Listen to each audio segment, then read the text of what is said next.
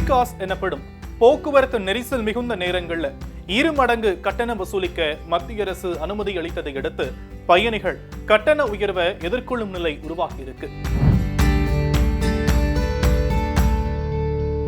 இந்தியாவின் பெருநகரங்கள்ல ஓலா, ஊபர் உள்ளிட்ட டாக்ஸி சேவைகள் மற்றும் ராபிடோ உள்ளிட்ட பைக் டாக்ஸி சேவைகள் மக்களால தினம்தோறும் அதிகம் பயன்படுத்தப்பட்டு வருது. வீட்டுல இருந்தபடியே நாம செல்லக்கூடிய இடத்தை இந்த செயலியில கிளிக் செய்தா ஆட்டோ, கார் அப்படின்னு எதுல போக விருப்பமோ அதை புக் செஞ்சு கட்டணத்தையும் ஆன்லைன்லேயே செலுத்தி பயணிக்க முடியும்னு தெரிவிக்கப்பட்டிருக்கு.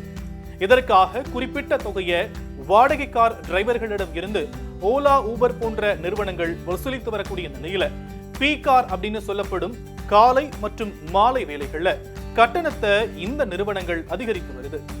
இந்த நிலையில ஊபர், ஓலா, ராபிடோ மற்றும் இன்டிரைவ் போன்ற நிறுவனங்கள் பீகார் நேரங்கள்ல தங்களுடைய சேவையை பயன்படுத்தும் வாடிக்கையாளர்களிடம் இருந்து 2 மடங்கு வரைக்கும் கட்டணம் வசூலிக்க மத்திய அரசு அனுமதி கொடுத்திருக்கிறாங்க.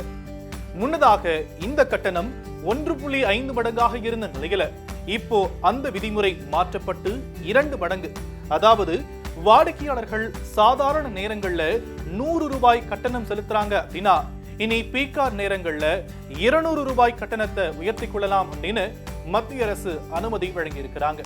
அதே சமயம் சாதாரண நேரங்கள்ல வழக்கமா வசூலிக்கும் கட்டணத்தை விட 50% கட்டணத்தை குறைத்துக் கொள்ளலாம் அப்படின்னும், பயணத்தை புக் செய்துவிட்டு ரத்து செய்யும் போது ஓட்டுநர் ரத்து செஞ்சாலும் பயணி ரத்து செஞ்சாலும் அதிகபட்சமா 100 ரூபாய்க்கு மிகாம அபராதம் வசூலிக்கப்படும் அப்படின்னு தெரிவிக்கப்பட்டிருக்கு.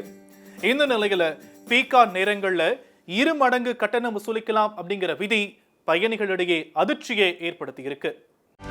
செய்திகளை உடனுக்குடனும் துல்லியமாகவும் தெரிந்து கொள்ள சப்ஸ்கிரைப் பண்ணுங்க.